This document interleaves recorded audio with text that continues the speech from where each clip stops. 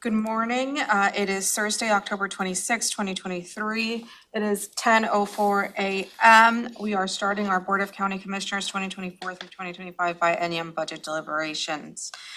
This is a hybrid meeting. We're at 3000 Pacific Avenue, room 110 for public virtual attendance. You may follow along on the Thurston County YouTube channel. I'm Carolina Mejia. I'm the chair of the board. To my right is Vice Chair Ty Menser. To my left is Commissioner Gary Edwards. Also in the boardroom, we have interim county manager Robin Campbell, as well as the budget team. And today we will be going through the 2022 through 2023 amendment number 4, final deliberations, pool car rates, jail camera project, information technology budget request review of office department budget request. And I will pass it over to Nicole. Yes, so we're going to go through Amendment 4. This is amending the 22-23 budget on October 19th. So last Thursday, I believe, we went through our first review of these changes to the budget submitted by the offices and departments. And Amendment 4 is used to close out the fiscal year or the biennium. These are just change requests that are necessary to make sure that departments and offices' budgets are not in the red. And so we'll be reviewing those this morning. Robin, is there anything you'd like to add about cameras? Oh, yes. Yes, there is. Thank you very much, Nicole. So I just want to make the morning statement about streaming. We are having technical difficulties here in the boardroom. We are determining what type of information technology equipment we need to fix that. Until that time, we will stream as best we can. However, a live stream on YouTube is most likely going to be very choppy, and we have found that is especially true in the afternoon. We are recording the sessions in their entirety, and the recordings should be okay, and those are being posted no later than the day after the meeting.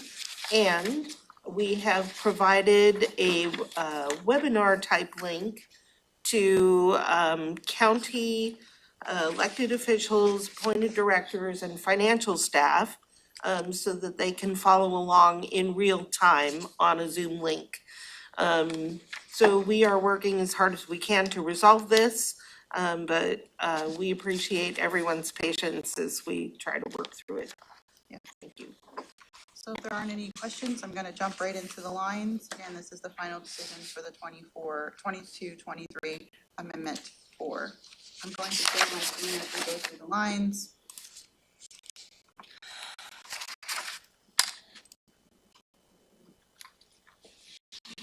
I'll make this just a little bit larger.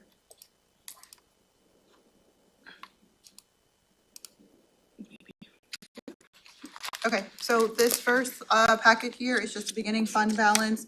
This is just an internal technical to make a change to our system. This is making sure that the TCOM beginning fund balance is supposed to be 0 because it's a pass-through. This is making a change in our system. So thumbs up for this. Yes, 2, 3 thumbs up, okay, thank you. This is a revenue adjustment, and again, this is for the 23 to close out 2023. When we worked with the PAO, when they submitted their financial plans, this change in revenue was noted then, so this is not in addition to what we're factoring in the ending fund balance for 23. This is just cleaning up the system before we close out the year. If there are no questions, I'll ask for approval. No impact on general fund. Right, this is just a revenue. It does sit in the victim advocate program, so nothing to the general fund. Thumbs up? Okay. So then this is a summary sheet of the debt. This is maintenance level debt. So the county has GO bonds. You could see 210, 215, and 216. We have found that the agency fees have increased $50 in one agency fee and two agency fees, and then $365 in another. Our budgets are really tight in the debt funds because they do not hold a fund balance. The revenue is transferred into the debt funds and paid accordingly. So we're asking just to close out the year that we have the revenue within those funds. Talking about 465. Yes, and $8 to the general fund. I think we can afford it. There's no question. We can handle that, can we? Okay. Thank you. And so I'm gonna skip through a few pages because these are the lines that are associated with that cover page. And we'll get over to the grants. So the grant revenue here is to close out the year, so this might have been unexpected revenues that have come in. Okay, tell me where we're at on this one. I'm trying to find my proper sheet. Yes, so it'll say grant revenue at the top. This is page 1 of 2. You keep going through your debt pages. Flint interlocal, got it. Okay. So we'll look at the lines within this packet. And so the first line here is through the auditor. It's for the Hubs grant. This is for the student engagement grant. You'll see that the revenues and expenses match each other here. So we're booking revenue and the expenses within the general fund. And that's, so no impact on the general. That is correct, it's a net change. Gonna call for a vote. Yes, 3 thumbs up, thank you. So the next line is also in the auditor, it's relating to the security grant. The auditor is asking to decrease the revenue and expenses in 2023 because we will be carrying it forward in 2024. She will not be using it to close out the year. It is a net impact to the general fund. We are reducing the revenue and the expenses and moving it into the next biennium. And it's all legal and all that. That is correct, all legal. If there are no questions, I'll ask for a vote. 3 thumbs up, thank you. So on line 3 here is Superior Court. You can see that the revenues and expenses also match each other. This is hitting within the general fund, and this is for the pro tem grant. They're closing out the unspent expenses and revenues because the grant has expired. There is no impact to the general fund, it's a net impact to the general fund. There are no questions? Yes. So it expired, so what happens? What does that mean? when it So our expires? grants they tend to be reimbursable. So if they did not have the expenses, they did not book the revenue, so they're just closing it out. And So it'll no start, impact on anything, right, just a technicality. that is correct. And approval, 3 votes? Yes, thank you. So line 4, this is revenue booked for our interpreter services. This is because the expenses are already booked within our department, that's correct, right, for the AOC? That is correct. All right, and so we're booking the revenue now because there is an increase to close out the year. So what happened to $48,000? We have the expenses already in there, so we're asking for the revenue above what they budgeted in '23 to be offset, so that we're showing the revenue inside of the fund correlating to the expenses that are already in there, Coming from where? coming from AOC. AOC, the interpreter services. And so what happened? Does it go back to general fund? Does it go somewhere? Yes, it goes into the general fund, so we Does have, that add to our ending fund balance? it will not add necessarily to the ending.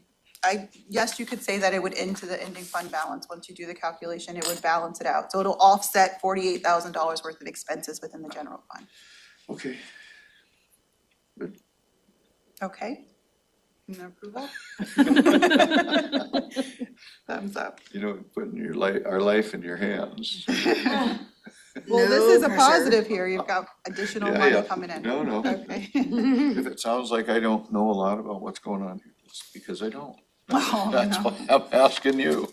For sure. Okay, so line 5, this is also a grant, so this is for the Washington Traffic Safety Commission grant. The sheriff's office is asking to book the revenue and expenses that match within the general fund for a little under $4,000. There are no questions? 3 yeses. Okay. Line 6, this isn't for the interlocal drug enforcement, so it looks like we're booking expenses of 1,600. Speak to this for me, Oh, Jennifer. this is they've accrued interest over the years, so the revenue is already on the books, and this is them asking to spend the additional interest. And this is not a general fund impact. Okay, I'll ask for a vote. Thank you. Approval. All right, so line 7. We have the JAG grant where we're showing $52,000 in revenue and $7,000 in expenses. The last question we had was what's going on with the grant award? Let me read Jennifer my has response. follow-up. I've got my response. We expect to spend $52,576 of the JAG grant between October and December. This is the revenue. Of this amount, $7,576 is for the money counter, and that's the expenditure that you see in here. The remainder is funding for the lieutenant position. He is fully funded in the budget under 1470 with no project code. In the request, I am reducing the amount coded to the 1470 no project and increasing the amount coding to the JAG grant. It doesn't increase salaries and benefits for that person because he's already in there. So this is covering expenditures that they already have on the book. So it's a technical, they're moving codes. So the position that's associated with this revenue is sitting in our accounting system without a project code, and they are adjusting that. So that's why you're seeing it here. They're spending it on accounting. And then they're getting a money counter. Right. Okay. No other questions? I'll ask for approval. Thumbs up. 3 thumbs up. Thank you. Okay, so line 8. This is also for the interlocal drug enforcement where the revenue is offsetting the expenses. We have a match here. This is for the drug enforcement task force contracts. Overtime costs are associated with this. This is a net impact. They're asking to book the revenue and the expenses to match. If there are no questions. Where's the Line- revenue from? This is from the drug enforcement task force contracts. DOJ. This, yeah, okay. And then the last line here, line 9, where the revenue is also matching the expenses. This is however booked in the general fund, but it is a net impact. And this is for the traffic safety grant for $3,422, revenue to match expenses. Okay, is that 3 thumbs up? Thank you. So we're done with the grant packet.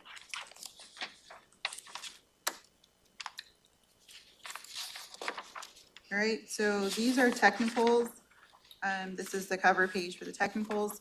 A technical is something within our system where we're updating account strings or something was booked in the wrong object or and we're making those type of changes.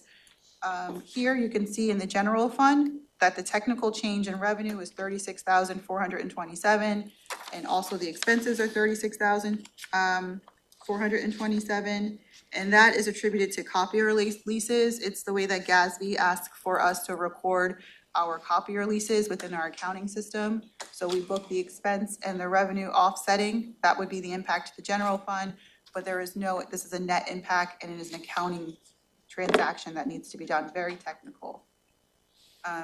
We can go through the entire packet if you have any questions. If not, I would ask for approval on the summary sheet, which is technical changes. And that's for how many millions? So the total expenditure change is a decrease of 10 million, Decrease in expenditures. right? So if we have a decrease in expenditures. Does that mean that we have that much more money available as an ending fund balance? No, so a lot of the changes within this technical package have to do with capital reappropriations, where we're no longer spending or anticipating to spend that expense within the 23 budget or biennium, and we will be moving it into 24. Okay, I guess really the only question that I might have here on all this stuff where is the roads construction progress, and that's 7 million, 8 million. Can you explain that a little bit under 310? Yes, so this is Public Works indicating that they will not be doing these anticipated projects budgeted within the 23 year are anticipated not to take place, or they won't need that expenditure activity in 23, and they will be moving it into the biennium. So it is just moving it down the years. So does that help that fund balance that's in? Because we went over some part of that. So So, does it add to that amount of money available to do projects? yeah, so in the following year, it will add to the beginning fund And balance. the projects themselves, the number, the project number, or whatever that changes, that flows along with it? Yes, so the project budget did not change. This is just asking to do that in a different year. And if we do something different in the shift proposal, is this gonna affect that in any way? No, this will not impact the shift proposal. But if we did something different than what we initially said we were gonna do, would that impact? Would this function of accounting limit the amount of money or the ability to do certain things? If we raised the shift $1 million, so just using that. No, this will not impact the ability to do those projects or be able to do the shift that we may need to do. Okay. Okay, so I'll ask for your approval. Thank you. Okay, so I'm gonna skip past the actual lines here.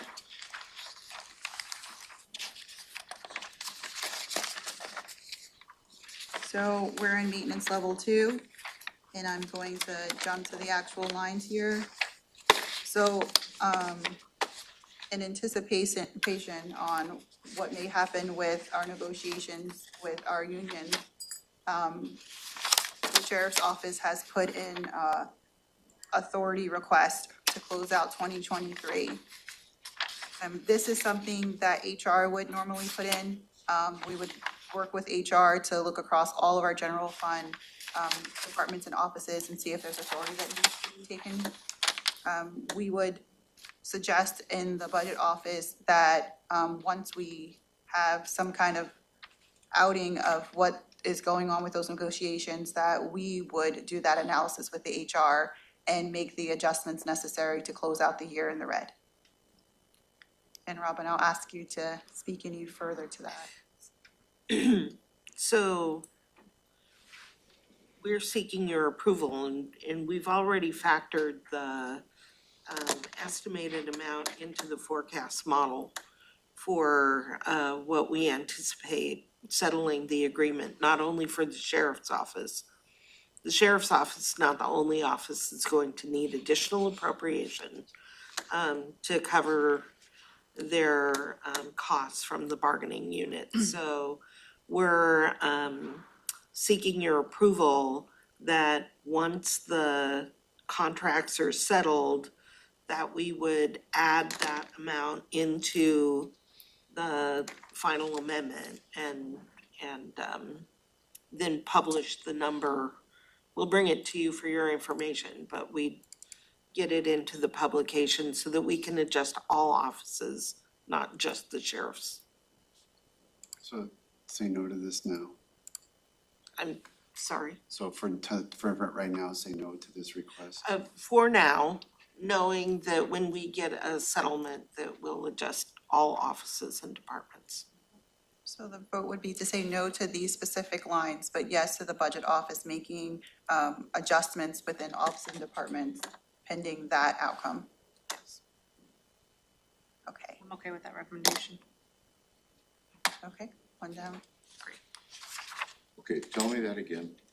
Yes, so we're asking that for these two lines for the sheriff's office, where they're asking for increased authority in the general fund to support changes to their budget impacted by negotiations, that you would say no to their specific request, but yes to the budget office making necessary adjustments in all offices and departments' budgets pending the outcome of the negotiations for the union.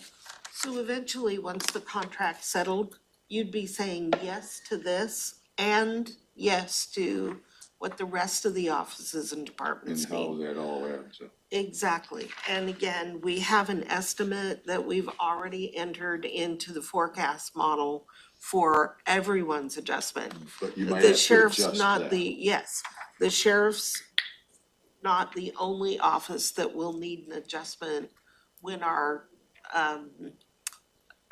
contracts are settled this year.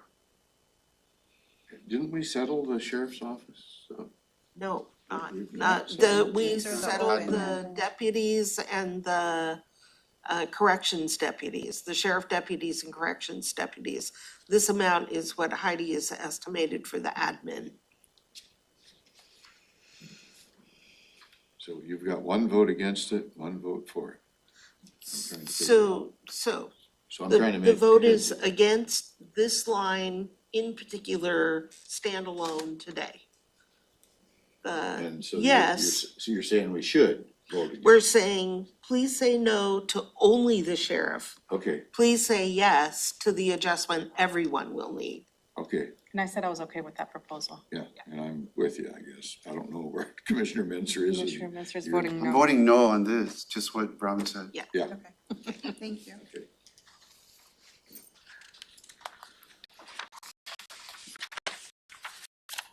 So we'll move over to capital policy. There is no impact to the general fund.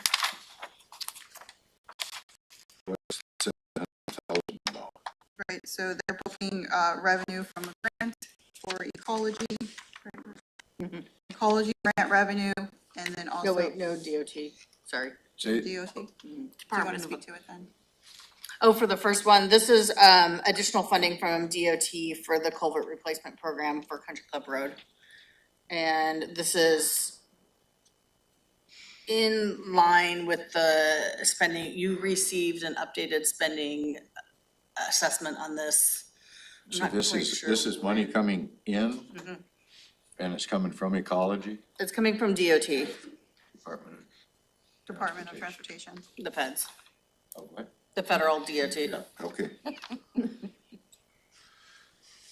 Okay, Okay. All right, calling for a vote. It's all- Is that 3 yeses? Thank you. And then line 2 is booking the revenue as well, and that's for the Department of Transportation. Or is that transportation impact? This is transportation impact fees. It's an operating transfer from TIF. TIF to roads. So they're asking to increase their use of transportation impact fees instead of using other funding sources. And so they're asking to move that revenue into the roads construction and progress fund. And they have already booked expenses there. They'd like to use transportation impact fees. It's that one I really don't understand. Which is recommended, right, to be able to spend our transportation impact fees due to timing. So if they have viable projects to be able to use TIF, we would encourage the use of TIF in a constructive way. Well, it sounds good. Yes, 3 thumbs up. Okay, that's 10. And then line 4, they're asking to increase the Woodard Creek site. This is storm and surface water capital project. They're saying that the anticipated project costs have increased by $50,000. The fund can support this increase for this project. So to close out the year, Public Works is asking to increase this project by $50,000. And I'll ask for a vote. 3 thumbs up, thank you. Hold on, Yes. 50,000 is, never mind. Okay. 25,000 is the next one. Yes. So line 5 for $25,000. This is for the fire sprinkler project at the Public Health Building. Central Services has looked into, I think they got 1 response to the request for proposal, and it's anticipated that the cost will be $25,000 more. So within this biennium to close out the year, they'll need to increase the budget by $25,000 to be able to procure that service. That's it. Cost of doing business, I guess. Yes, and this is not general fund. It's in the building reserves. I'll ask for a vote. 3 thumbs up, thank you. This is so much easier than the other ones that we're working on. I know. All right, so now we're getting into our last packet, which is our policy level packet. I'm gonna jump to the lines. So we're looking at line 1. This is PEG funding. So PEG is used for audio-visual equipment that can be used to broadcast to the public. And we're asking for an increase of $15,000 in 2023 to close out the year. This is associated with the equipment within the boardroom. So like the equipment that doesn't work, we're trying to make it work. We're trying to make it work, that is correct. Okay. All right, 3 thumbs up. Thank you. Line 2 and 3, they have to do with the judicial commissioner's salary increases.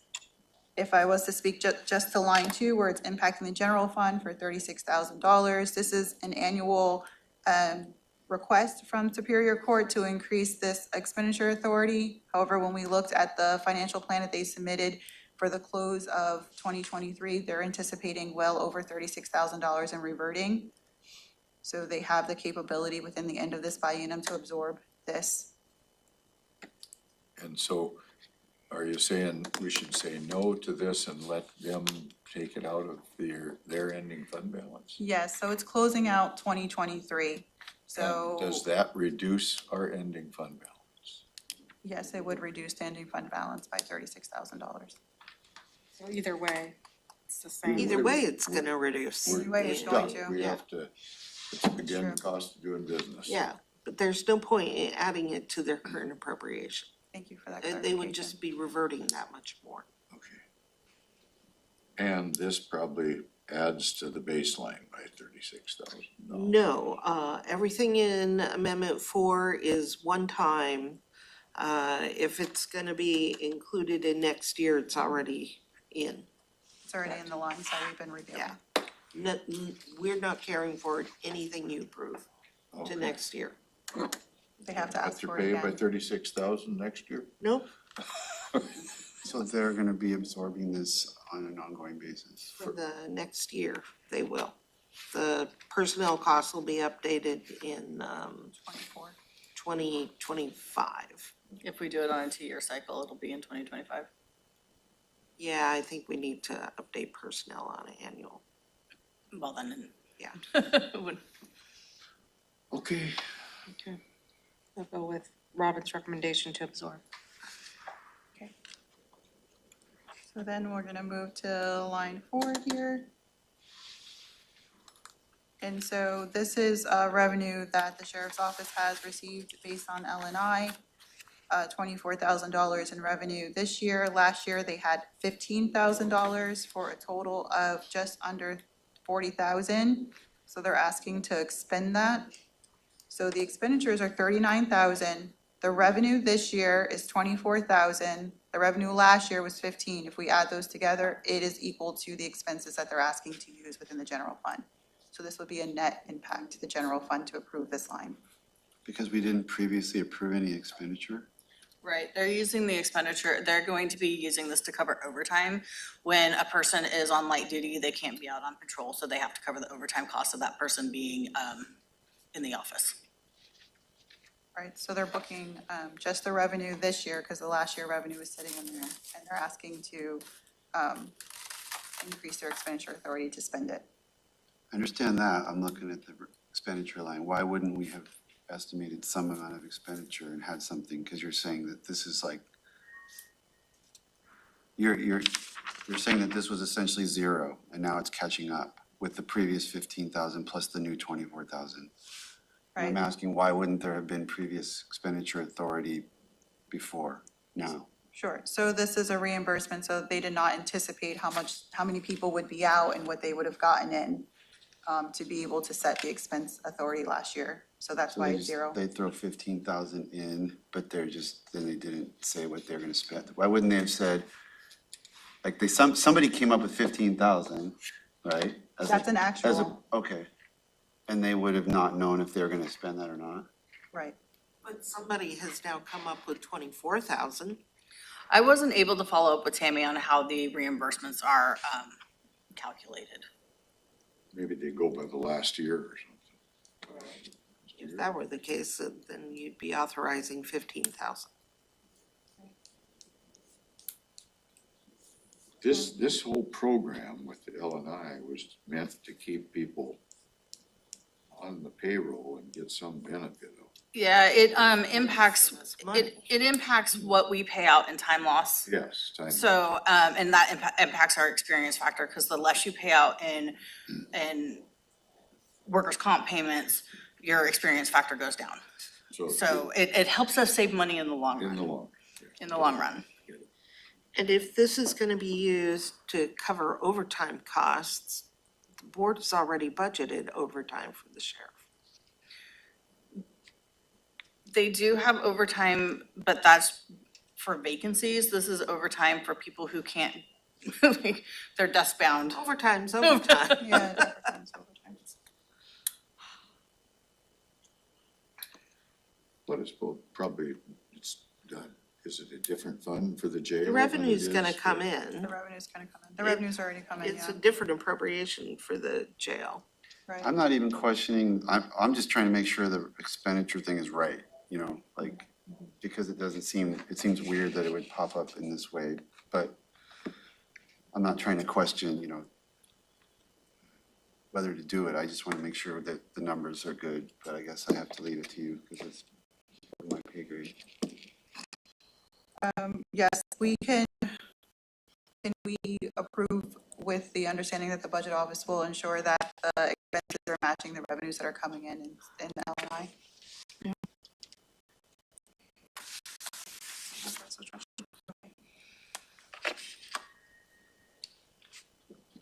If there's any more questions. Well, how about or this? further Why don't you just discussion? get it right?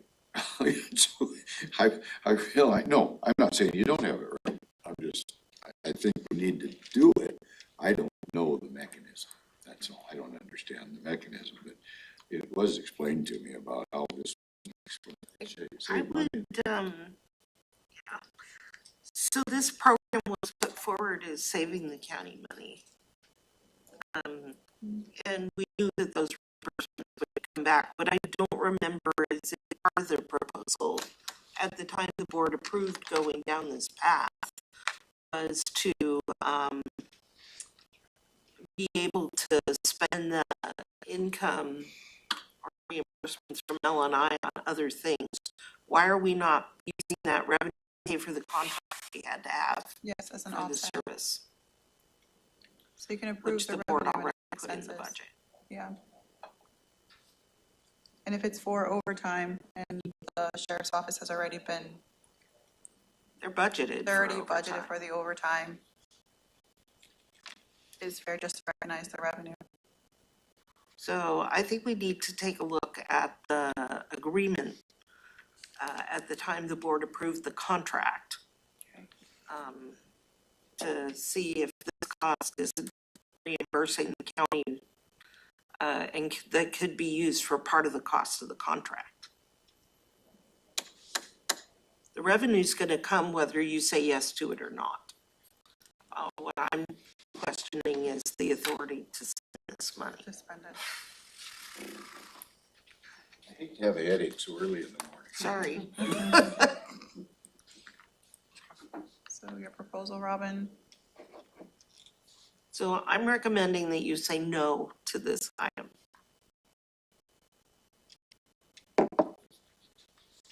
Does that mean we're saying no to the money coming in? No, the money's gonna come whether you say yes to the expenditure or not. and revenue's not appropriated, so it can come in. How about, can you find out how much the contract cost? What contract are you referring to, the state board contract? Or is there a different contract? We started With doing this L&I. program, and I thought that there was a contract involved to start doing this program. Heidi is not in today. Is would Tammy Tammy have might this? be. Okay. We can come back to this. We can hold off on this, or do we need to make a decision right now? I think that we need to come back to this one. Okay. All right, so then line 5 is through the insurance risk fund. So there is already, this $870,000 does not impact the rates that the risk fund charges offices and departments. This is asking for increased authority to be able to pay out the claims that are anticipated within this year. So they have the offsetting of revenue already done through the rates. They're not asking to increase the rates. They're asking to have the authority to spend the revenue which was placed within this fund to pay out claims. So it's already there. It's already there. Okay, thank you. Line 6 is for developmental services. This is 6 and 7 work together. This is through CPED for their land use and permitting, $424,000. This is an increase to the general fund and expenses, and this is associated with the non-recoverable items within the general fund. Pending the study, it was determined that about $1.4 million of activity through the land use and permitting fund is non-recoverable. And so this is the department asking for $424,000 for the non-recoverable expenses. We approved a $1 million transfer into the land fund for this year, so this is the addition. Robin, would you add anything else? And if we say no, what happens? The sky falls and. If you say no, then the ending fund balance in the land use and permit fund gets perilously close to zero. Because that's how we're paying for the non-reimbursable expenses. Can we do half? You could do half. How does that put us if we do half? So, we'd have to, this is the financial plan. This is the financial plan. It was part of the packet, when you reviewed it. If you say yes to, let's say, 200 and, well, let's say you just said yes to 200,000. Then the current estimated ending fund balance for this year would be approximately 296,000.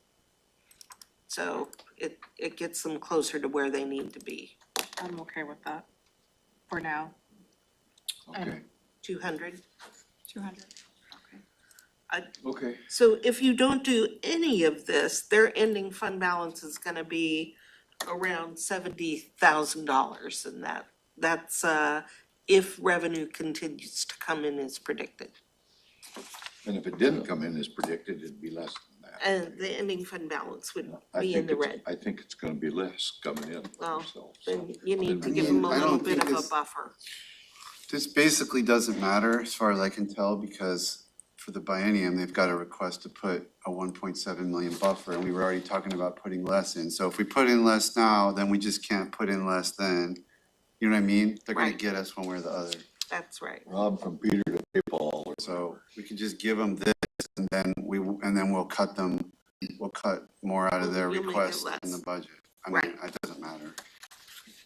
So, I don't know. Am I right about that? Pay now or pay later. We're gonna be paying anyways the same amount. I mean, we can slice them down, like you were saying, like to run it a little tighter, but whether we do that through this mechanism or the Yeah, later, because we have the 3 to conversation is in the future, how many months of an ending fund balance do you want in this fund? Well, best practice is 3 months, isn't it? Best practice is 2 months, unless the revenue source is volatile like this one is, in which case I would recommend 3 months. They have proposed 6 months, which I think is excessive, but it's somewhere in the middle. The reason that they propose 6 months, we'll go into this again in a little while, is that a 6-month ending fund balance would weather a downturn in the economy to where you don't have to lay anybody off, because even though your revenue is coming in less, you've got a fund balance to be able to pay them all. So where's the sweet spot in there? Yeah, it provides stability. Yeah. I would just be inclined to grant this and then have that conversation, because there's 3 different decision points. We might as well put it into one place. All right. Yeah, I'm good with that too, because when we make moves, I think about the work that staff has to do to reconfigure everything. I don't know how much work that is. To me, it seems like a nightmare. To you folks, it's something easy. I don't know. We'd Yeah. spend maybe 15 minutes adjusting the number in Questica and updating this worksheet, but this is one of the easier things, just set the dollar amount. But you're absolutely right, it's pay now or pay later. Then we just might as well pay now. Is that what You we're might as doing? well pay this And then piece you now, don't have to adjust it. and have us have You don't a to waste another 15 little more minutes. comfortable ending fund balance this year. Yeah, whatever we're gonna do now, let's just put it into that request that they made for 1.7, and we can figure out what else should land. All right, ready for vote? Was that yes? 3 votes? So what was our decision for the whole amount? The whole amount. All right, line 8 is out of the stormwater and surface utility fund. This is $62,000. Public Works is asking for a Vector and sweeper purchase. A Vector is to water and drain outside. Street. Vote. Yes, thank you. Okay, so lines 10 and 11 is for the Hopkins drain ditch. And the question here was why all stormwater? Did you get a response? Why They're not? using, why not all stormwater? Because part of it, they do have to repair the road after they fix the drain, do some repaving and stuff.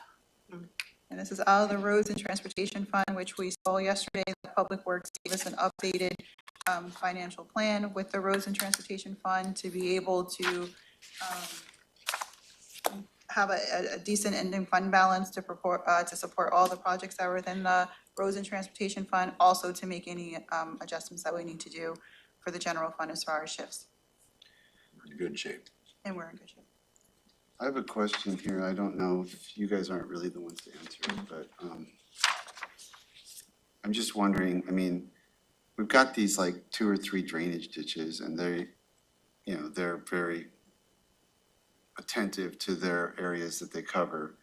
So I'm just wondering, this situation that's needing this, is this something that we've got 200 of these across the county, but we're only know about this one because the drainage ditch folks are monitoring it? Or is this a very unique, is it actually a unique situation that no matter where it was, it would be something that if Public Works saw it, they would be like, oh my gosh, we gotta fix that? Or are we only doing this because we have squeaky wheels at the drainage ditch and there's literally dozens and dozens of other similar situations? The only reason I know anything about this is because of that stuff we went through some time back. I went out and took a tour of this.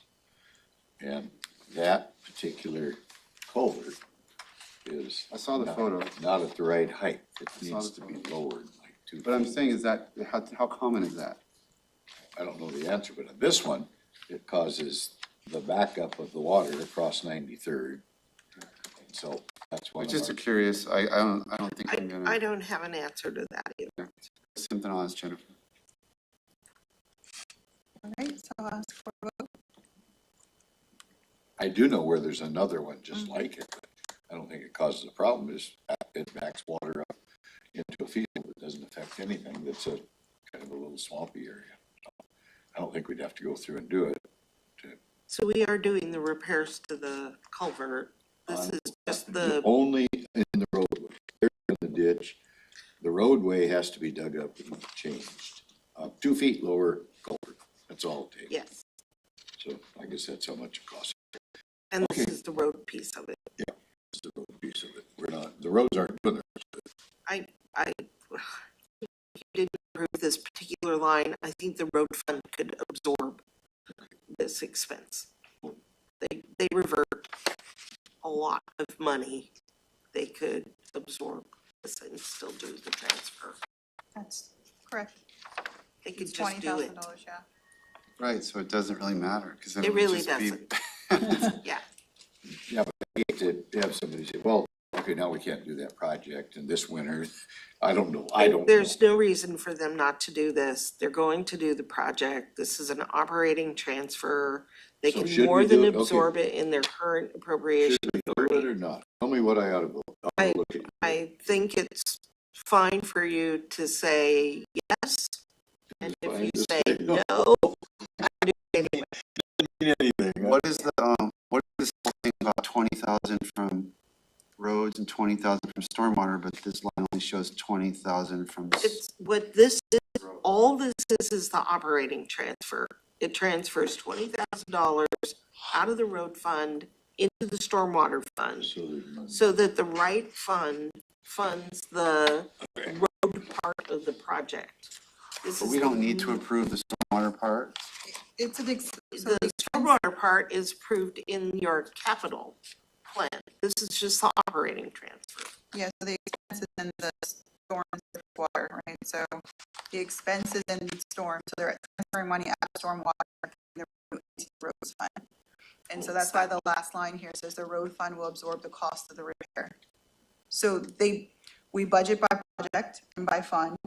And so they're asking for the transfer of the money out of the storm fund into the roads fund so that it will line up correctly with the project number and the sources of So revenue. this isn't, it's just a technical, Yes, just say yes. And, Yeah, Public yes, Works I'm did good. say that they would have identified issues in their regular inspection process and done it, but it just is being done faster because of the inquiry from the ditch district. Okay, so that thumbs up. So that is our last line item for amendment 4. So those are our final decisions. So can I put this one away again? Yes, you can put that one away.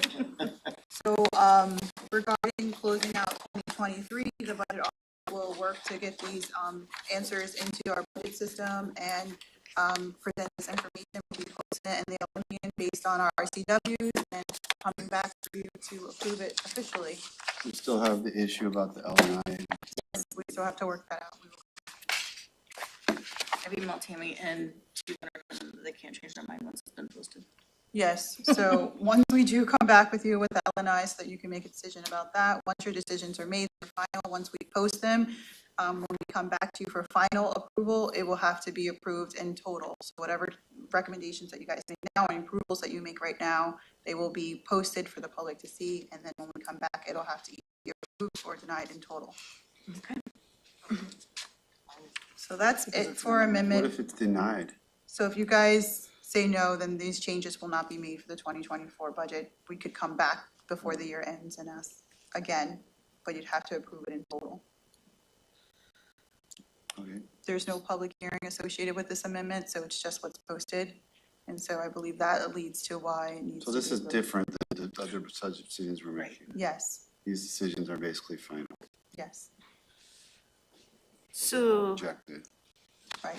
here's what the graph looks like.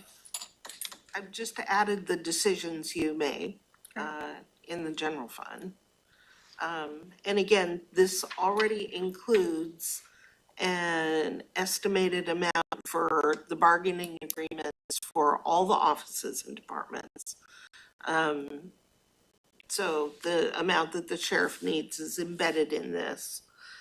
This graph includes the policy decisions that you've made to date, including the additional $2 million ARPA shift for covered positions and increasing the road shift by $1 million. And it includes maintenance level and the bargaining agreements.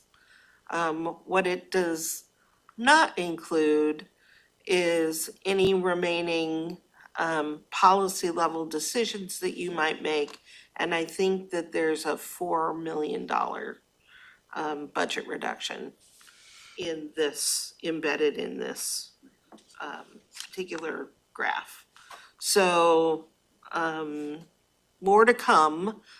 This afternoon, we'll have this set up so that as you make decisions that impact the general fund, we can update this as we go. So you'll have a better view of the impact. But the way of it your is decisions. today, we're still $4 million short. Oh, wait, you said this graph has an embedded $4 million This, cut already? this graph assumes a $4 million cut. So the whole is 4 million plus anything we decide to do that we haven't decided on, plus the gap between where that is, where it has to be, slash needs to be, which is way So beyond 4. remember, this is your 2-month, the 2-month reserve. And right now, there's a little bit of capacity if you take a $4 million cut. This, of course, will go down as we go farther into the policy decisions. And the real question, and these, of course, will go down as well. But the real question is, where do you want the ending fund balance to be at the end of 2025? And how much risk are you willing to take on for the future?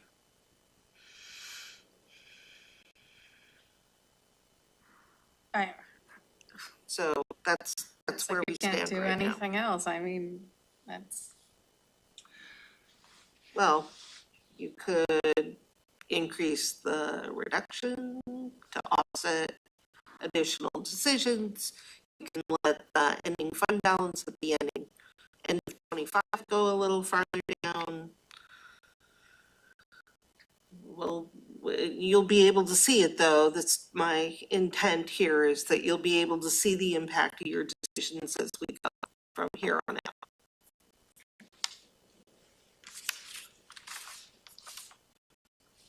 Okay, so the next thing up is Bruce will be with us to talk about the pool car rates. So I would suggest that we make a little bit of a break and then, Well, Bruce is here waiting. unless you're ready to move into it, it's up to you. We need a break. I don't need a break. Okay, let's go.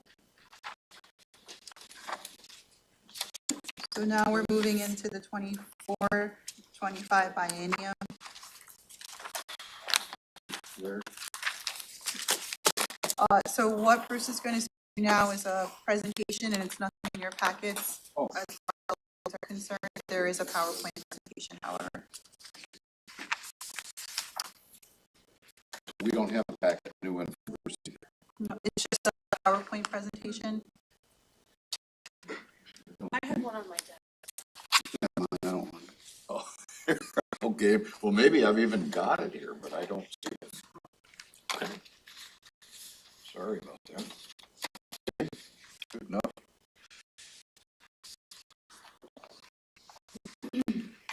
So Bruce is with us today as the interim Central Services Director to speak about pool car rates. And I'll levitate from there. Thank you. Yes, so Bruce, Public Services Manager, Public Services Director, talk about pool car rates. So, the rates we were reviewing today are for assets DRNR manages for shared use of customer offices and departments on an as-needed basis. So on an annual basis, the board approves rates to cover the total cost of ownership for vehicles that are used by customer offices and departments. For example, in the internal service rates, the total cost of ownership of a patrol car that's used exclusively by the sheriff's office is an annual rate, 2 rates, one to capture operation, one to capture replacement.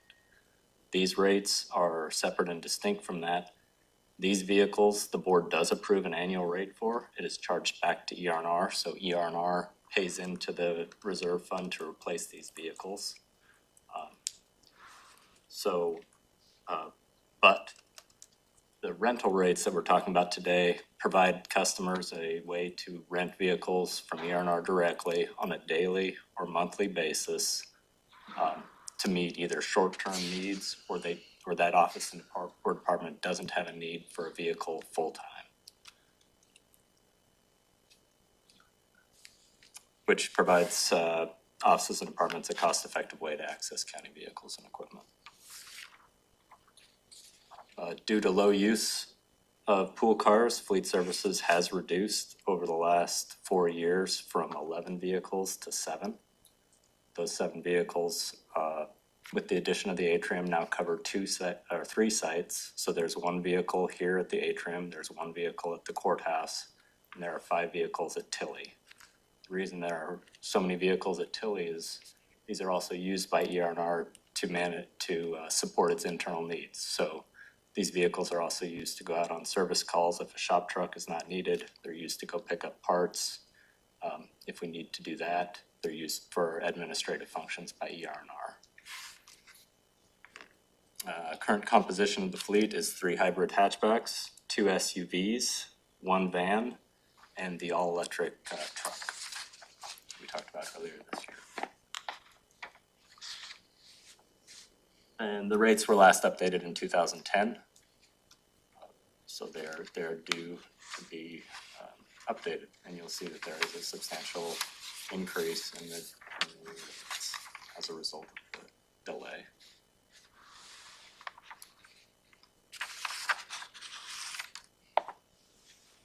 The methodology used to calculate these rates is the daily or monthly rate recoups the board-approved replacement rate, and the per mile rate recoups the board-approved M&O rate. Daily rate was calculated using a 40% utilization, so assuming the vehicles will get used twice a week, and the per mile rate assumed 12,000 miles a year.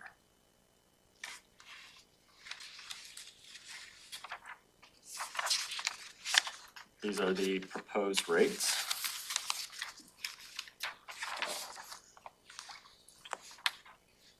So reading across, hybrid sedans went up from 15 to 28. That is an 86% increase. And then on the per mile rate, it went up from 9 cents to 35 cents per mile. The county fleet. So there's going to be some vehicles in here that are no longer offered. So for example, the county pool car fleet does not have any non-hybrid full-size sedans anymore. So those have been completely eliminated. We have all hybrid. 7-passenger van is still there. It went up to $40 a day and a 35% per mile, 35 cents per mile. Small SUVs went up from 15 a day to 35 a day, 22 cents a mile to 37 cents a mile. The half-ton pickup rate has changed substantially because the vehicle is an electric vehicle. So it is now a $70 per day rental rate. That's to recoup the high capital cost of the vehicle, but the per mile rate is 8 cents a mile, which is a reduction from the 2010 rate because of a low anticipated operating cost. We're projecting 2 PMs a year, two inspections, 2 annual inspections, or 2 semi-annual inspections, and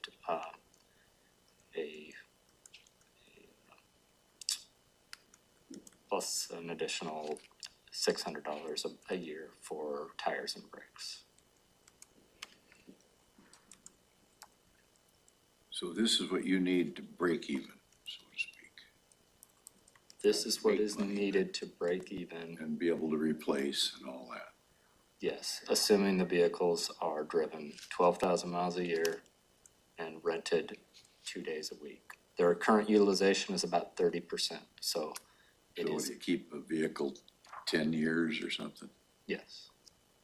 Most of these vehicles are reaching the end of their life cycle, so we used the 23 rates because they're fully collected for in 24, which artificially depresses the daily rate. So if the utilization is 30%, then why are you consuming 40%? The idea is to promote the use of pool cars. The additional costs are absorbed in ER&R. And as I said, the vehicles are a shared use, so ER&R uses them for a percentage of their utilization.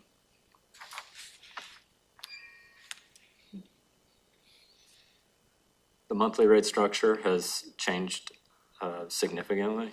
So the way the monthly rate structure used to work is there was a monthly rate with a free first 750 miles. It's hard to, I felt it was more clear to just break it out into recouping the replacement and the M&O. So the monthly rate is 17 times the daily rate, and the per mile rate is the same as it is on the daily rate. So that's why you see some of the per mile rates actually went down, because we're not giving a free, it's not free, but we're not giving 750 miles up front with the rental of the vehicle. This is much easier to manage than it would have been in 2010 because we have telematics on these vehicles, so we can see by day how many miles they drove.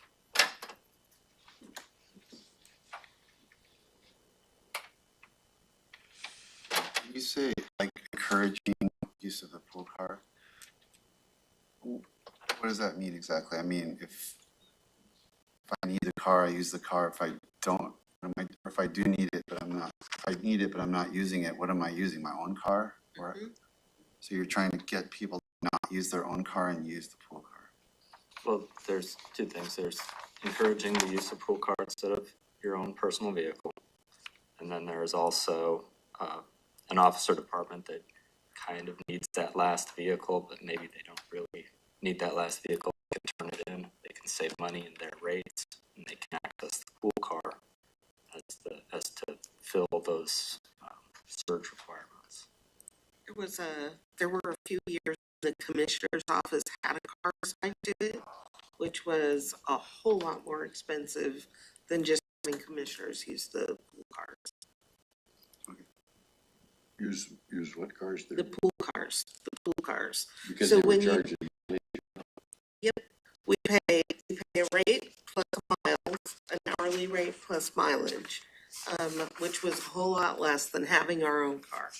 Because we had to use pool cars anyway. We had one car, and there were times when we needed more than once. People were still using pool cars.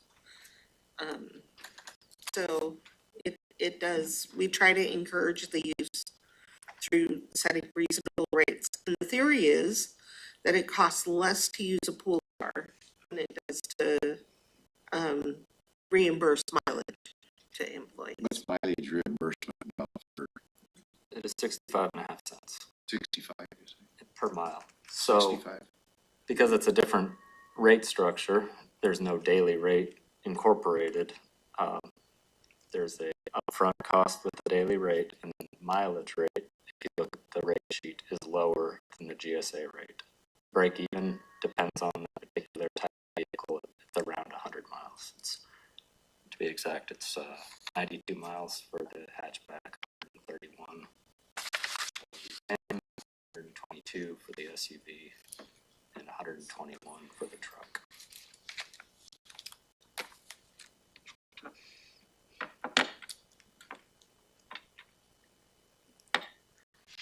The only thing that doesn't bother me, but somewhere in the past, this 2010 rate was bumped. That was one of the complaints the Lakes people had. It was bumped up to this higher.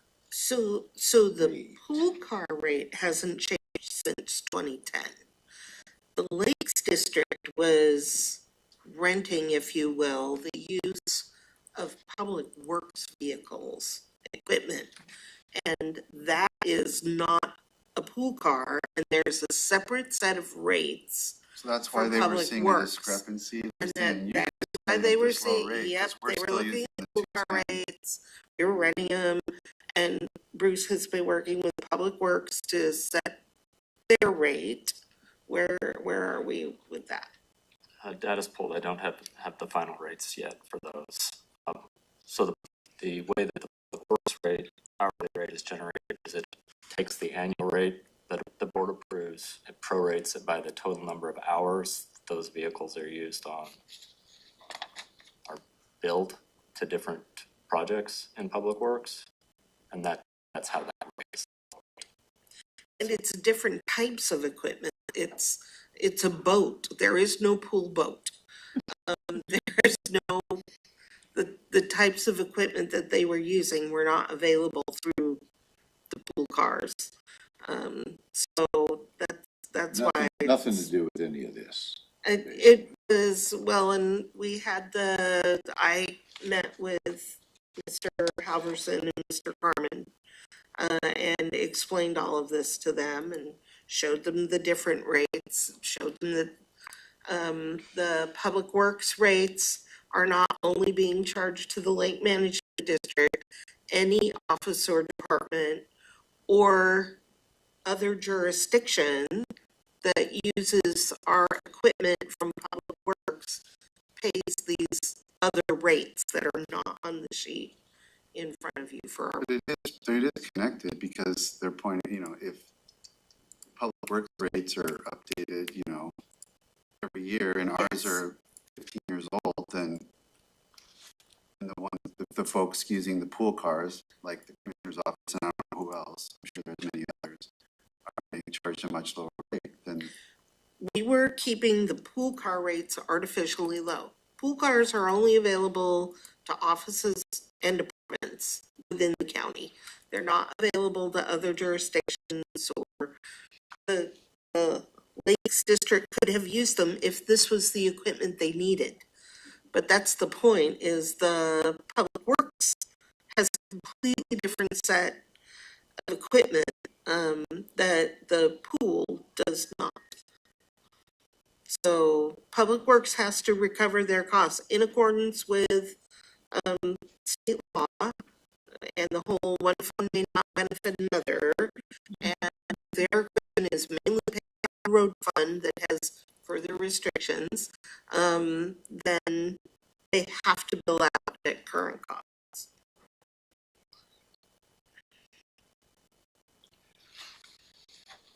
If we don't approve this, but Bruce has to figure out a new deal and lose Well, more money, or what's the deal? You could ask Bruce to come up with a different scheme, or we could maintain the 2010 rates, but the board is required to approve pool car rates on a regular basis. Like, I guess, why wouldn't we want to do what Bruce is recommending? I'm trying to figure out. I don't why think would that there we is not a want reason to? to not say yes. Okay. Then let's just jump to that. Yeah, that's kind of where I'm at. Right. Okay. Anything else, Bruce? Did you wanna? You get a thumbs up from us? What's the? Yeah, thumbs up to the rates. Then we will bring this to you in a resolution along with all the rest of the resolutions with the budget. And at that time, you will also get the Public Works rates. Good? Thank you, Bruce. Thank you. Next, So next, we have a break schedule. But Robin, did you still want to have the break? You were speaking to me this morning. Oh, we should have started with this, my Okay. apologies. So we're a little bit concerned about getting through everything by the end of the day tomorrow. Let's too. just go in. That was our request. Are you willing to do a working lunch today? We can. You have a hard stop? a hard stop. I have to get some medication for my daughter and get it home into the refrigerator. It could be whenever, it has to be today. I need some, You need about 45 minutes? What time? All right. anytime you want, so we can work 30 or. Let's go till noon, and then we'll take a 45-minute break and come back at 12:45. Okay. We'll move into the packets for 2024 and 2025. I believe are on the last packet before we circle back in policy. So it is the policy level packet. Oh, well, no, there's a reduction packet after that. We are done with the FTE packet. We're finished. We need to follow, I thought we're not done with FTE packet. there was something. We have to follow back, but I'd like to Okay. follow back everything. Let's go through the yeses and then, Yeah, yeah. right, Oh, so yeah, you asked David for a was good. public health to come back and David to come back and, Yeah. so if we're working through, I'd like to be able to reach out to him and give him a good time to come in. So policy packet, you want to? It's gonna be a big one. So we're working on Policy level. policy. Yep. PL. PL. I guess that means just build. 29 pages. We have to do some meaning at the top. I'm not organized. I thought you said your piles were perfectly organized. I said my desk piles were organized. I didn't say anything about these piles. Gotcha. Gotta qualify this Are you back. guys ready? Okay. I don't know. So, line one here, we're all ready, is a general fund, request, but I'd like to say that this is from the auditor. It's for the presidential election. It's, going to be a transfer from the election stabilization fund into the general fund.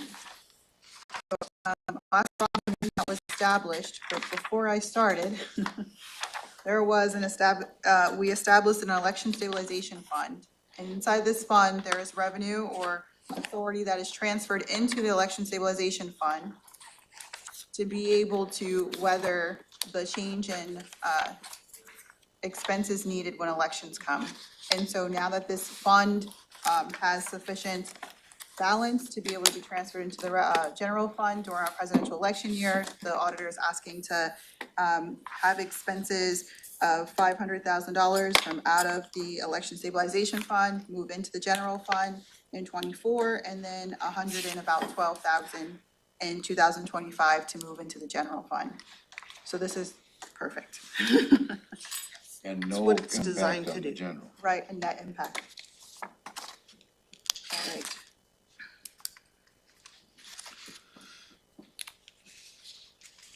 So line 3 here is out of the auditor's election reserve fund, so it's not a general fund ask. So in 2024, they're asking for $475,000 to purchase election equipment. They're asking for a decrease in 2025. Do you know why, Jennifer? I would have to.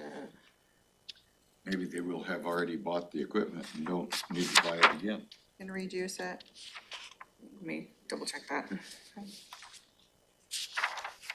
So I can follow up on that question, why there's a reduction, but this does not impact the general fund. They're asking for elections equipment out of that fund. That fund can support this expense authority. All right, so.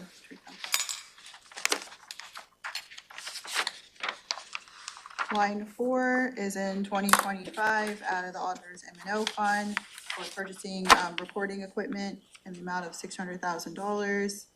This fund can support this ask.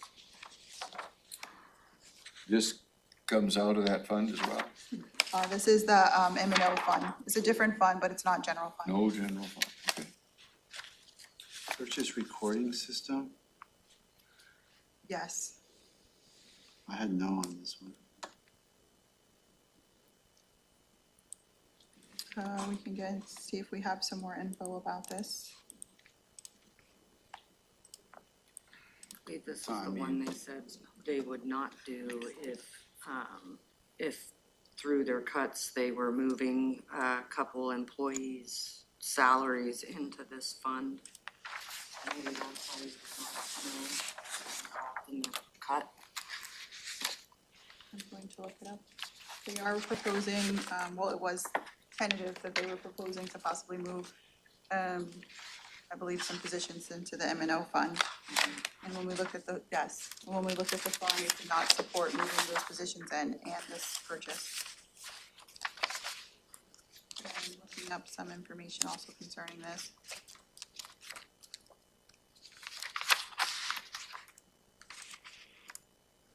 We did not get official reduction packages from the auditor's office to know that she is going to recommend that as a reduction. So we could follow back up on this to make sure that there is sufficient fund balance or authority inside of this fund to be able to support this kind of expense with her suggestions for reductions. Two FTEs and this is what. Yeah, I don't know if they will be able to support that. But that's her recommendation for a reduction.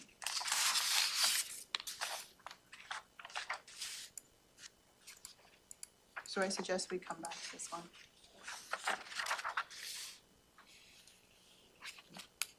Can I mean, I'm looking at my notes from the presentation. We talked about, we talked about can ARPA pay for the recording system? No. 2 supervisors. 600,000. We were questioning that scheme because the 2 shifts weren't gonna get to her target. About 120,000 with the redirected project team. Just to own options, I don't know. I mean, if I'm outvoted, that's fine, but I'm gonna stick with my note. Let's put because I want to see is it able to sustain? Okay. So we can follow up and we'll bring up that financial plan and look at that when we get to the reductions. Okay. So then the next line is for PEG funding.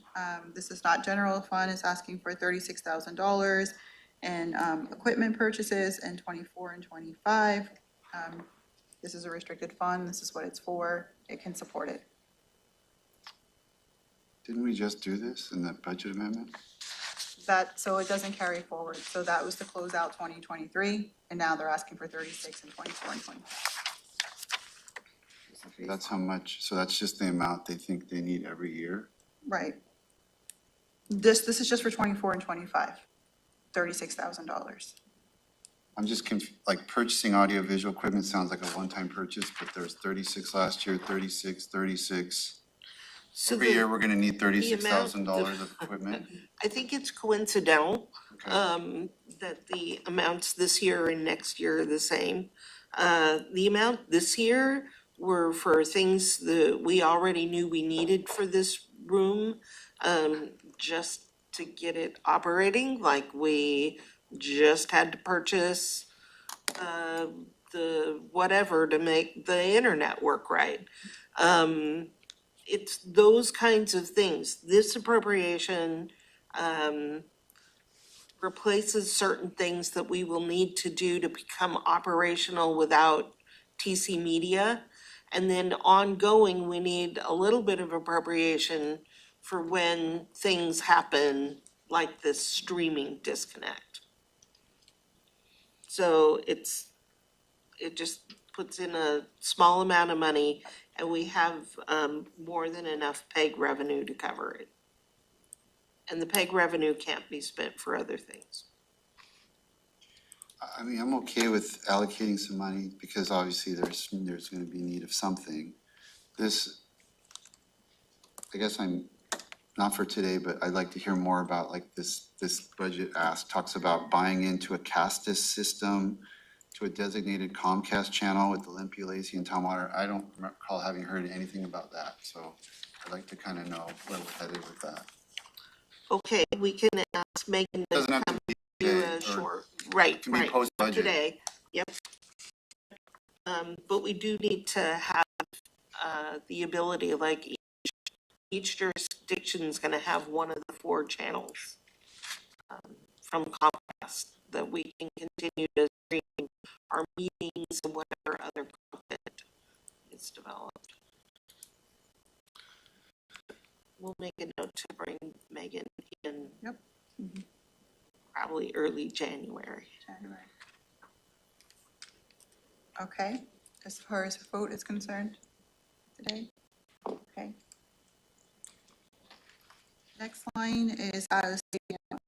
This is the LTAC fund, it's $100,000 so that we can give out tourism awards. The amount that was the prior year was $150,000, but $50,000 is in the baseline. So this is just to match what we've been doing, meaning this current year we have $150,000 in the budget. This is asking for 24 and 25 to put $100,000 back into the budget to continue that.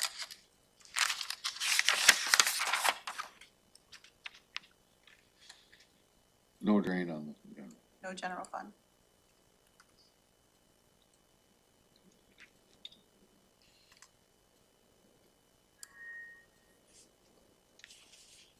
It's not on our list. It's under commissioners. Commissioners or It would be, non-departmental? It would be under commissioners. Oh, LTAC awards, yes, okay, I'm good. Okay, great, thumbs up. Next line is for the historic commissions. This is carry project funding over of $9,000. It's not general fund, it's a historic preservation fund. It says carry forward, but this is a new biennium, so this is continuing to do the $9,000. I believe we have already budgeted within that fund on a continuous basis for projects. That's all we have, 9,000? No, there's other associated in there too. This is just one line item that we have in there. I know I can bring up the financial plan thought it was to like- tell you. I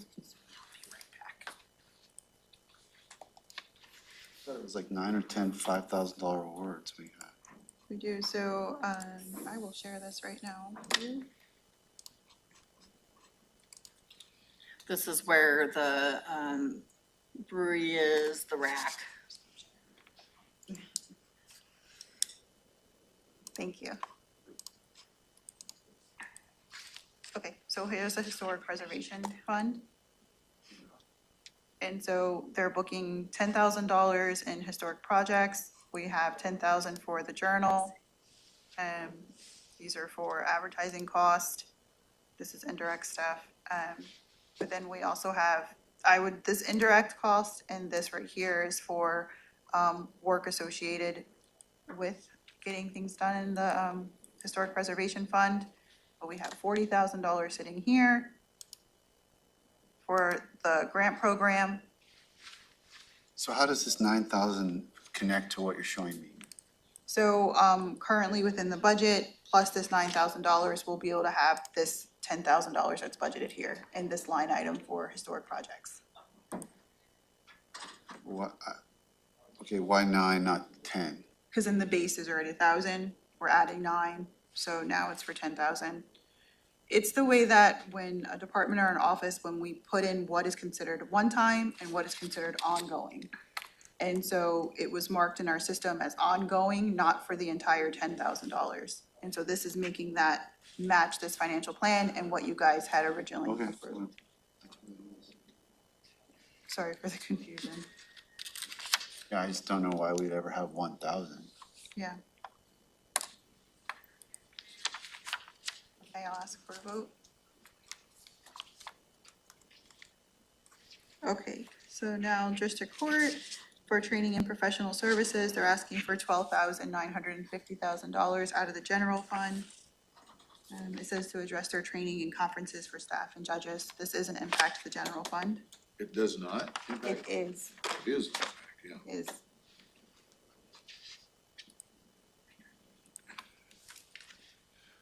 Is this one of your small things that might help?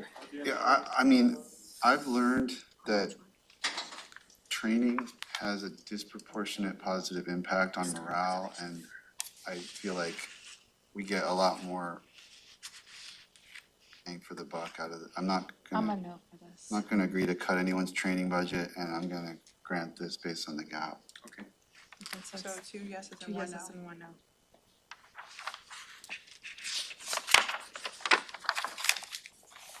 So line 9 is the substance abuse monitoring program. This is currently what's budgeted in ARPA. During our ARPA conversation, we're gonna circle back and look and see what can be funded out of ARPA, but right now it's a placeholder in the general fund. So my recommendation is that we look to see if this can be funded with ARPA. Okay, so let's use the general fund, so if we take this out there, then I know when Robin was presenting, or you guys were presenting the ARPA plan, this didn't fit, although we were talking about some other things. I remember Commissioner Mejia and I kept looking at each other going, is it gonna be something to do with the Right, money versus Graham? What was in your original proposal? that's right. I talked out 3.9 million. Yeah. We'd use 2 million transfer into the general fund.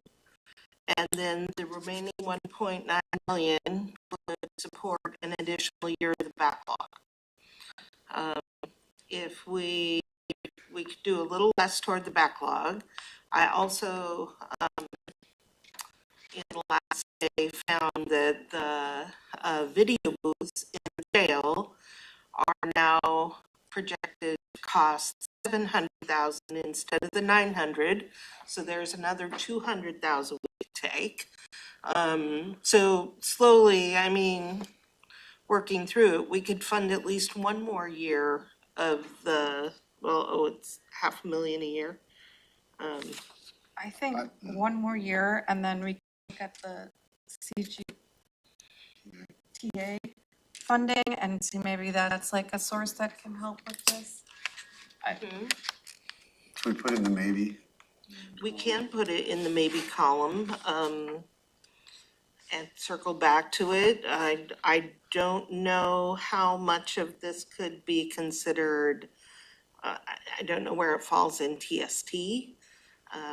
Although TST is, you've got more than enough requests for that at this time. With the projected shortfall in that budget in the next few years. With the sales tax slowing down, yep, and a ton of requests this year for TST. But we'll circle back to this one. And I apologize for being out of the room. What was the decision on mine? 2 yeses and 1 no. When are we circling back to TST and and addressing all those issues from the presentation? So we need a little time. And so No, I'm just tomorrow, making sure we've. yeah, we'll get to TST tomorrow, we're thinking, but given the interesting approach that the advisory committee took, Nicole and I were talking earlier today about a little more straightforward approach that we might use to try to get it done. Okay, so Okay, so this is maybe. maybe. Yeah. If we don't do it, does that cut that 4 million down to 3.5? No, sir, that I never added in all of the policy items. Nope. Line 10 is for the PAO. They're asking to transfer 2 victim advocate positions from the Victims Advocate Fund to the general fund. And is this because that fund is going negative? Yes. Fund? Yeah, so the Victim Advocates Fund is the fund balance. We were shown that financial plan, the revenues that were coming into that fund due to state law, right? They're closed, that has dried up. And so it no longer can support these 2 positions. They're asking to move them into the general fund. So that would be raising the baseline Yes, by this amount. that's correct. Okay, so, For positions that had been funded out of the Victim Advocate Fund. as much as I want to do that, we don't have the money. It's a lottery fund again. I guess for me, from my standpoint, So to make, drains general fund. it would drain general fund, but I want to be very clear. To make the Victim Advocate Fund balance, you've got to take the reduction. So if you don't transfer them into the general fund, what we need to do is eliminate these 2 positions. That is the decision. What priority was this for prosecutor's office? It was, Sorry, say that one more time. it was, What priority? 12. This is their lowest priority. I'm gonna look at general fund.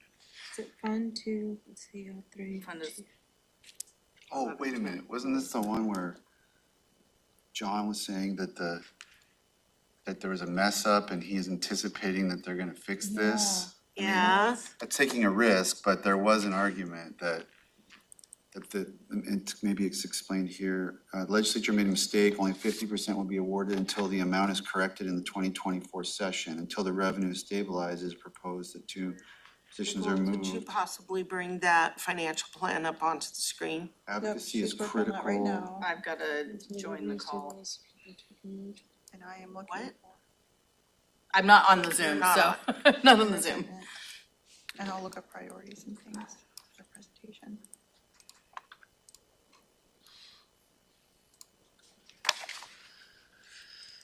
So I thought that the revenue, and I don't have a copy of the financial plan handy, or I just look at it, but what we need to look at is to see if the future revenue already assumed that fix, and they still need to move these out, because it's not just that, it's also that grant money is dropping. Right. It does, I don't think it assumes that revenue. The ledge came up with 1169 that will eventually have it, I fund the have it victims now. fund Do you? Okay, good, 250,000 'cause per I can't year. find the link. Okay. Unfortunately, the legislature made a mistake and only 50% will be awarded until the amount is corrected in the next session. So is this a one-time? Ha. So Look that up. maybe John would be able to cover it with vacancy. Well, I'm wondering if like he can cover it for 2024 until it is fixed, and then if in 2024 there's no legislative fix, then we can have that conversation on what we do next. And are they gonna back pay? But I feel like there's enough fund balance to cover it for next year. It's just in 2025 where Out of what fund? the victim advocate There's fund. enough there? Yeah, so this fund balance says it assumes 6 victim advocate positions are filled in '24 with a legal assistant 1 at a half a FTE. And then this is also assuming the 2 vacancies are eliminated. So a victim advocate position and the senior victim advocate position are eliminated in 2024. So it is showing a fund balance of 254 at the end of '23. And that eliminated. That's was- taking the staff out. The staff out, yes. That's already with the staff out. Correct. Right, That it's going into the red in '25, yeah. in 25. So if he leaves those two staff in, see where he's already assuming that the revenue is going Jumps to back go up. up. Here, I don't know that he's saying that this is gonna turn around, The penalty assessment. so. I mean, you could And there's- extend the staff in this program through next year, and then partway through the year, we'd have to move them or eliminate them. Partway through the year or till the end of the year? Well, with 2 more FTEs in here, this will be gone before the end of the year. And we don't know if the legislature will backfill what And they, that's if he's successful in getting these additional grants. It'd be faster if he's not. And that's if the legislature does the fix that he's asking for, which they very well may. may, but we're gonna, But we'd be banking on that. I'm not sure which revenue line it'd be But on. is this 174, 179 then go away? Is this just a 2-year ask?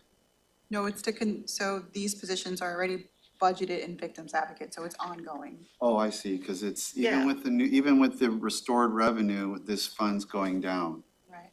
Right, so now, it doesn't look like he's taken 2 FTEs out.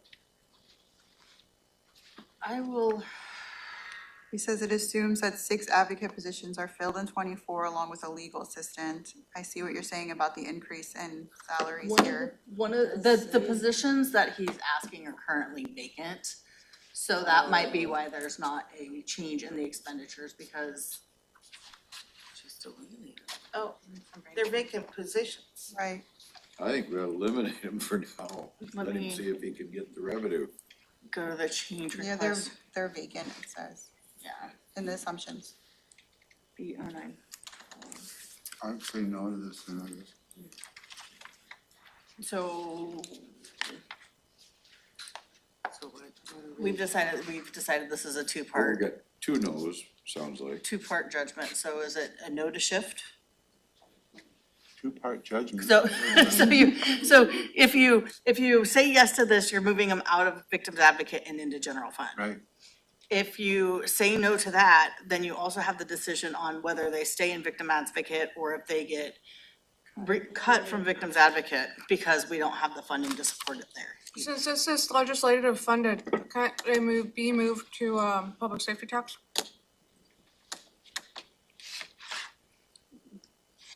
Would that be supplant, No, well, Cause the legislator is giving them the revenue. Well, I don't consider loss of state or federal funding as supplanting. right. It's not supplanting of county money. but it's up to them whether they want them to. And I don't know if this was on their top priorities for the PST. We could tag this as something that could move. We could leave these positions there. They're vacant, And just not funded. and he could leave them vacant until we see how much money's gonna come in here If we get a and, legislative fix. yeah. Is the concept of the Victims Advocate Fund that this is coming from the state, this money? Yeah, see the main revenue, there's federal grant, and state revenue. And is the federal, is the program set up to fully fund your Victims Advocate program? Heck Or- no. But it does. At this point in time, those are the revenue streams that support this program. We don't have it right now, we do not have any general fund supporting the Nope. Victims Advocate Fund. No, we do not. But we also got two positions So I don't that think are this not is the funded. year to add Or I mean, general that are fund not, they're vacant. subsidy to that program. I could see an argument made for that if there was in better financial times, but I don't Yeah, see that better argument times, yeah. right now, so I'm gonna say no. I'm gonna say no to general fund, but if the prosecutor, this is something where he needs the two positions and it's something we can do with the public safety tax, I'm willing to go that route. If he feels that these two positions are needed. But if it's not a priority for him in terms of what he has down, then, that's, and we just don't have the general fund capacity for it. Okay.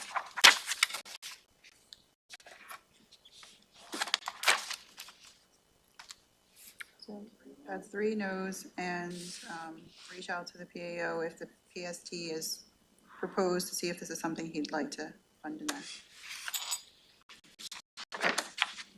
When you ask him that question, could you ask how long those positions are going to take?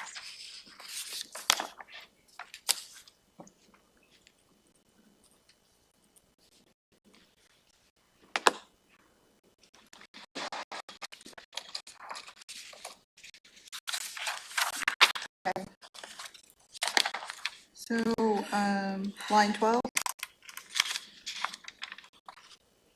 This is a general fund asked by the sheriffs for $50,000 to fund contracted mental health professional services.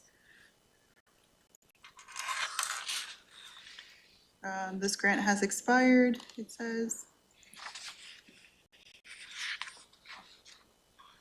Yeah, the grant has expired, so now they're asking for the general fund to be able to continue this service. And I believe this is the mental health services for the employees.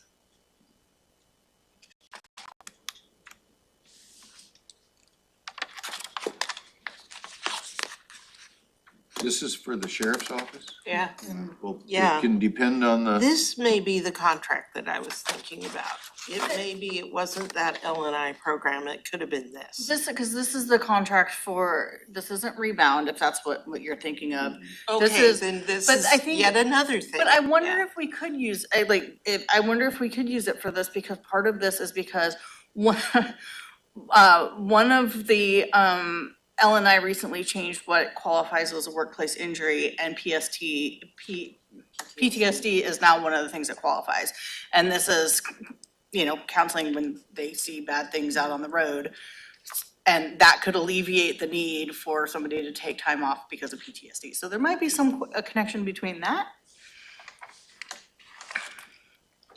So fund it with the LNI. Yeah, that L&I rebate that we were talking about earlier, that $24,000 that's coming in this year, maybe an equal amount in future years that we would put toward this. I would mitigate the cost. I would be open to that, yeah. Again, it's a long-term savings on what we pay out in rates.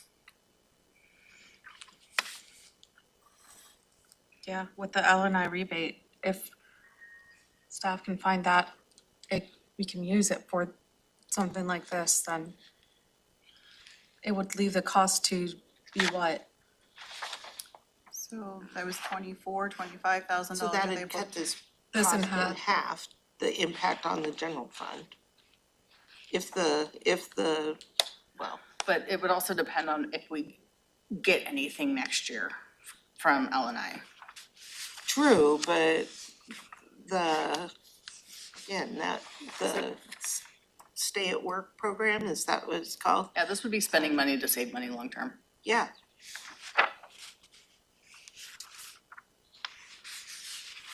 I'm okay with the LNI rebate. As long as it doesn't get the general fund, that's my problem. It is gonna hit the general fund if you say yes, at least some of it will. This is good for, I'm gonna say this is, Staff. yeah, it is good for staff, but let's take it out of the 1/10 I'm- business. law I'm and justice. proposing to book some revenue that the department has not recognized in the amount of roughly $24,000 to offset half of the cost of this.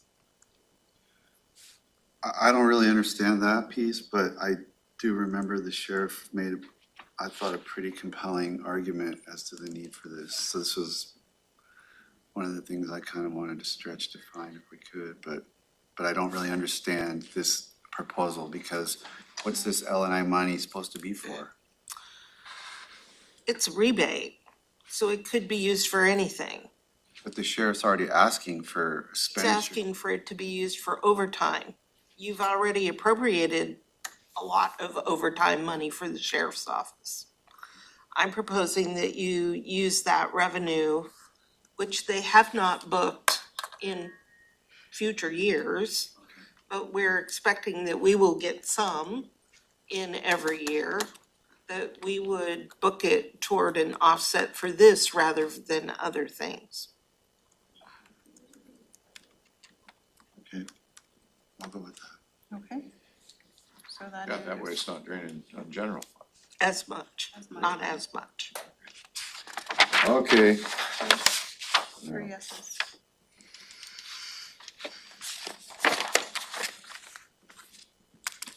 Okay, so line 13 is the sheriff's office. They're asking for additional overtime cost. In their explanation here, they go over how much they're spending in overtime over the past years. It's $370,000 to impact the general fund. I'm gonna say that goes in the law enforcement tax. Pass, get it? If we don't pass, we gotta cut it.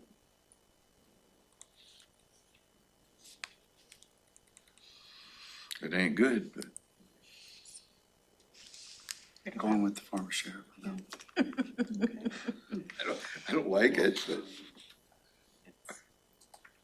This is 3 no's, and if they'd like to put it into PST, public safety sales tax.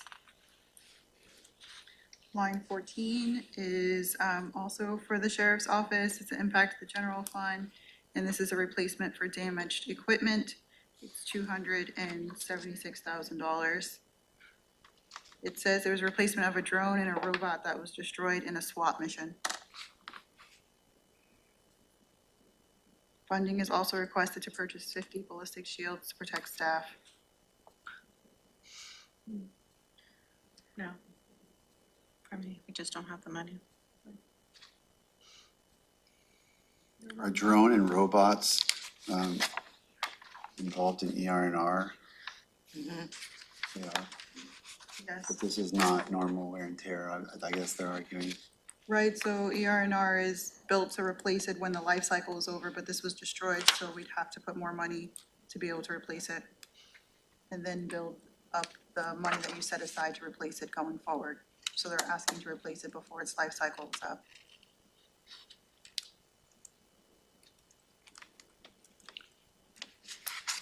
Can't do it. Okay, so I hear 2 no's, 3 no's. Okay. But, you know, if we get that law enforcement, it's a whole nother story on all. Line 16 is for the sheriff's office. This is for AEDs, replacement, it's for $68,000 in 2024. It's the general fund impact. We did discuss possibly working with Medic One to be able to replace these. We haven't reached out to Medic One to see if this is something that they could replace, but Medic One purchased AEDs for them previously, so we don't see why we can't ask them to replace more.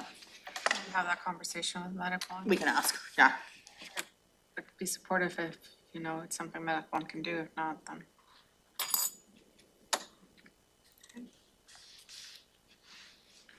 So I hear 1 no to this, but Medic One funding if possible. What do you think about that? Commissioner Edwards, you sit on the Medic One board. I don't know if they got the money, 70,000. because we had to do some jockeying around on money.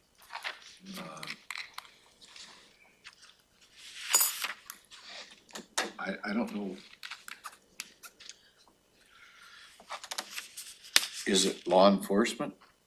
Yes. Yeah, it would be for the patrol vehicles. Why not put it in the on justice tax? Public safety tax, Yeah, because we have more than run out of what will be available from that. well, except we're kinda acting like we're gonna hire all these people right away. We aren't gonna hire anybody right away.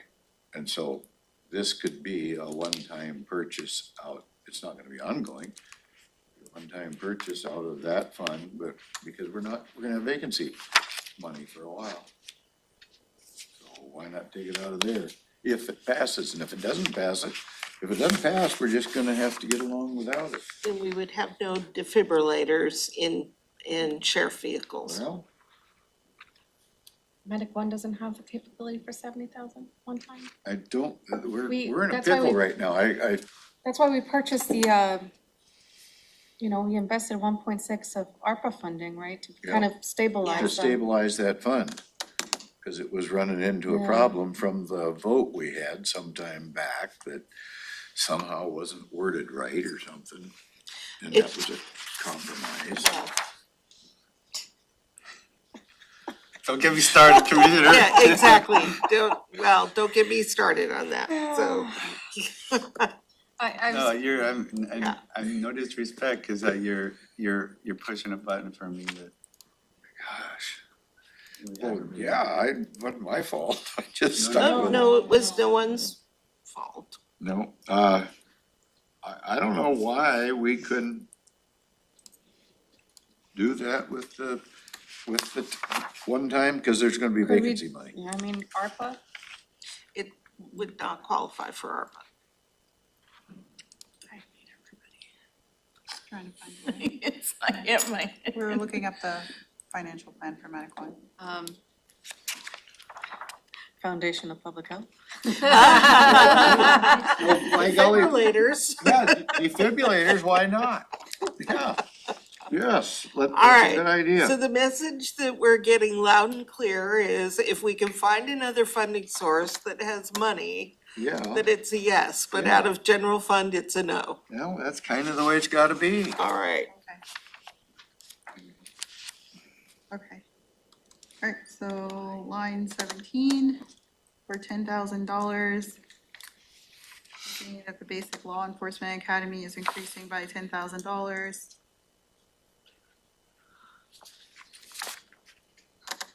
They're asking for that out of the general fund.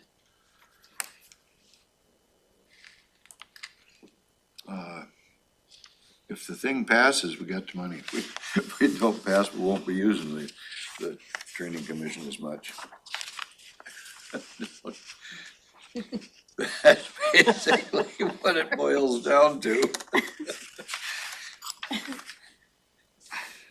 So this is a no unless they put it in EST? Is that what I'm hearing? Yeah, the public safety tax will cover it. We won't need it if, it'll just be sitting there if we don't get that thing through. 3 no's. Okay, line 18. Jennifer, I'll let you speak to that. That's a transfer, right, of the IT position? Yeah, so this is transferring, it's currently a vacant position out of IT. Oh, look, Sherry's still here. Out of IT and into, or out of the sheriff's office, who is handling some IT work, and it would be, paid for out of IT and embedded with the sheriff's office doing their work in the future. The position's currently vacant. So this is filled out by the cost plan, right? It would be charged directly to them, in the future. And Sherry is here. She's been here all morning. Thank you very much. I'm not sure exactly when we were gonna put you in the hot seat, but she is here when we hit tech for, you know, you to refer to her. And this is something that both the sheriff's office and IT has agreed is a good business practice. Where's the money come from? Out of the IT fund? Yes. Well, it's going to, so it's a wash to the general fund. Oh, it is. Yes, either the sheriff pays for it directly for a position that's within his department, or he pays for it through internal service rates for the position to be in IT. But they get better service if the position's in IT. And Sherry, perhaps you could come forward and explain why.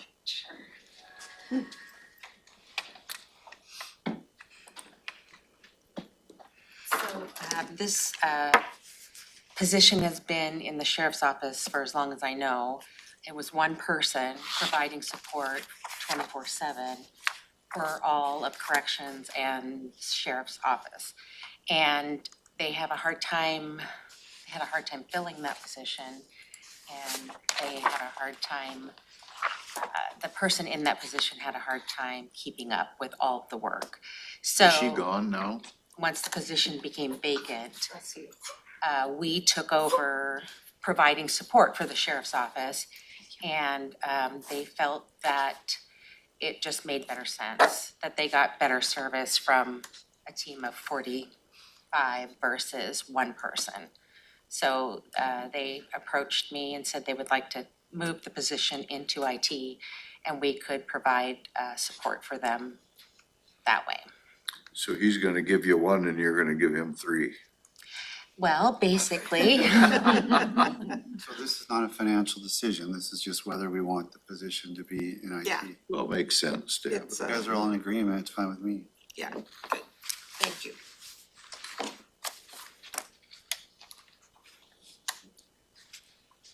Line 19 is for corrections office. This is funding for the food service contract. It's $361,000 out of the general fund. This, we don't have any choice in this, right? Was this on my must-do list? This was on your must-do list. It's a contraption. For some It's a reason I said contract. yes, it's 75%, why did I say that? We had a conversation, I believe, with this contract about the rates for the staff as well as the increased food costs for the inmates. And that might have been why you wanted to reduce the cost 75%, because you wanted to make the change to the staff. But I thought that was contract, in the union contract that we provide. Yeah, I don't This think you that's, have to provide. It is in the union contract, but they don't have that staffing level right now either. Right, so this estimate is based on an increased jail population. Yeah, exactly. That's why. There was some reason why I did that. And it's because this contract is based on the jail is packed to the max. Has never been there in, a long time. So that's why I was saying funded at 75%. I'm in agreement with that. The thing is, and I don't disagree with that, but because of the contract, you're kind of locked in, so. But we pay per meal. Yeah, but you'll get it cheaper if you go this way, does it? With this? No, we pay per meal. This assumes increased population and full staffing, That won't be for a while. which we don't so, have. Yeah, okay. I'm good. So, yeah. So funded. So we'll fund this at approximately 75%. 300,000. Yeah, well, yeah, we could do that. Huh. 3 yeses at 300. Okay, so line 20. This is for detention, 20 and 21, detention facility sales tax. We've looked at that financial plan, and we will have someone to come in and speak to us about the jail camera project, because that was also what was inside detention sales tax. But the proposal at this time is to reduce 24 by 500,000, and then, $1 million going forward. How come this is not on my sheet? This is on the sheet. It would be underneath corrections. There's only 2 items under corrections. Look at underneath non-departmental board commissioners. They wouldn't have presented on this because the change request was put in the sheriff's office because it's the corrections department. But this change request was put in by the budget office's recommendation because of the fund balance. So we made that recommendation, but it's sitting in the sheriff's office because it's sitting in corrections because it's corrections. It would be the impact to their department office. So, this is on the must-do list, but once again, I don't have the financial plan handy, and we may be able to bring the cost down by shifting the camera project to building reserves. Did you say the bid came in less on the camera project? No, I said the bid came in less on the video booth project. I think we might So go to it's those, we're gonna go to Ring noon. cameras, yeah. you want me to Let's bring this take up? a short break. Is this a PDF? Yes. Yeah. You wanna bring up the We Excel need and. to, so let staff, take a run at changing this number and see if we can bring this amount down. And take a break, and you need to make a run, and we'll reconvene at, 12:50. yeah, 12:50. Okay, thank you. Thank